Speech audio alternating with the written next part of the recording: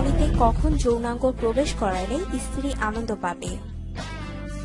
প্রশ্ন, আমি 1 মাস হলো বিয়ে করেছি, কিন্তু বুঝতে পারছি না কখন আমার যৌনাঙ্গ স্ত্রীর যোনিতে প্রবেশ করালে স্ত্রী আনন্দ পাবে। উত্তর, প্রথমে কিছুক্ষণ স্ত্রীর সাথে রোমান্টিক গল্প করুন। এরপর তার সমগ্র শরীরে ঠোঁট, মুখ, গলা, ঘাড়, বুক, স্তন, নাভি, পেট, পিঠ, তলপেট, উরু, নিতম্ব, যৌনাঙ্গ ইত্যাদি স্থানে চুম্বন, আলিঙ্গন, ম্যাসাজ করে স্ত্রীকে উত্তেজিত করার চেষ্টা করুন।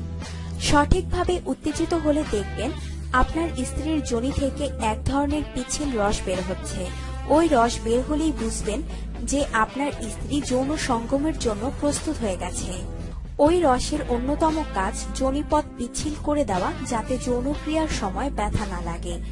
আপনার লিঙ্গ থেকেও ওই একই রকম পিচ্ছিল রস বের হবে।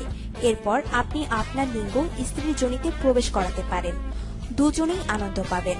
মনে রাখবেন, যৌন সঙ্গম মানে শুধু যোনির মধ্যে লিঙ্গ প্রবেশ করিয়ে নাড়াচাড়া করা নয়। যৌন সঙ্গম হলো ভালোবাসার অভিব্যক্তি। তাই স্ত্রীকে শুধু যৌনক্রিয়ার মেশিন হিসেবে ভাববেন না, তাকে আদর করে ধীরে ধীরে সঙ্গম শুরু করবেন। তাহলেই আপনার স্ত্রী খুব আনন্দ পাবে এবং আপনাকেও আরো ভালোবাসবে। এত সব করা সত্ত্বেও যদি যৌনক্রিয়ার সময় আপনার স্ত্রী ব্যথা অনুভব করে, তাহলে কোনো লুব্রিকেটিং জেল নিজের লিঙ্গে লাগিয়ে তারপর সঙ্গম শুরু করুন। তবে প্রথম যৌন সঙ্গমের সময় কিছু মহিলার সামান্য ব্যথা লাগতে পারে। অনেকে সেই ভয়েই জড়সড় হয়ে থাকে।